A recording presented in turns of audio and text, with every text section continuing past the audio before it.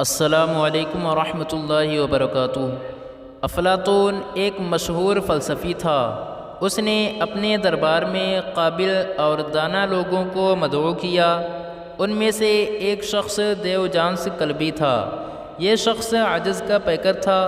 ہمیشہ ایک صندوق نما گاڑی میں پھرتا، جہاں رات ہوتی اسی گاڑی میں سو جاتا۔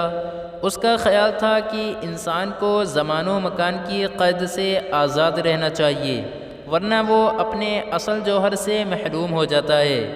چنانچہ ایسے آزاد منش اور عجز کے پیکر شخص نے افلاطون کے دربار میں آ کر اپنے گندے پاؤں افلاطون کے دربار کے قیمتی قالینوں سے رگڑنا شروع کر دیے۔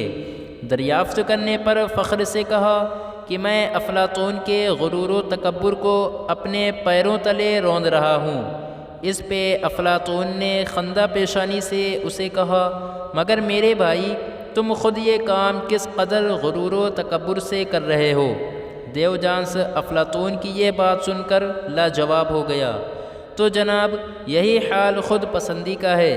جب انسان خود کو دوسروں سے بہتر تصور کرنے لگتا ہے، رفتہ رفتہ اسے اپنی انا، اپنی میں، ہر شے پہ برتر دکھائی دیتی ہے۔ نتیجتاً جہاں اسے جھکنا ہوتا ہے وہاں وہ ٹوٹ جاتا ہے یا توڑ دیتا ہے، مگر جھکتا نہیں، جبکہ ہمیں حکم یہ ہے کہ جھک جانے میں عافیت ہے، خاص کر جہاں غلطی آپ کی ہو۔ یاد رہے، تکبر صرف عہدہ، مال، حسن اور شہرت وغیرہ کا نہیں ہوتا، بلکہ یہ سادگی پہ، اپنے ہنر و فن پہ، علم و عمل پہ، غرض کی عبادت تک پہ ہوتا ہے۔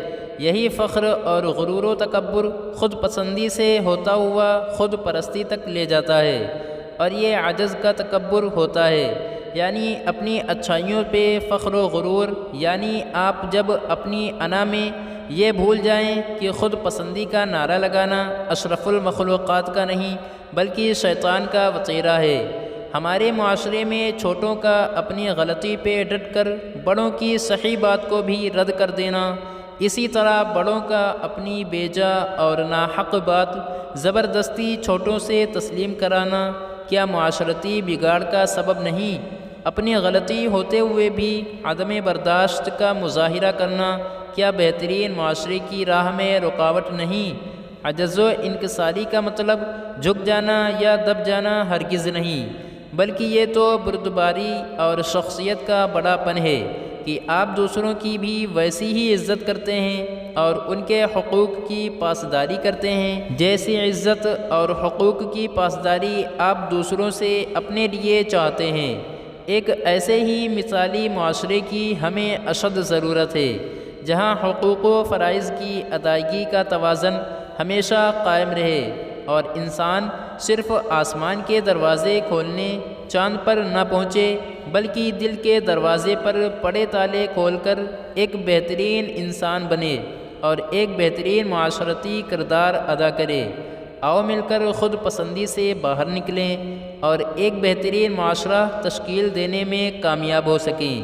مزید اچھی ویڈیوز کے لیے لائک، شیئر، کامنٹ اور سبسکرائب ضرور کریں۔ شکریہ۔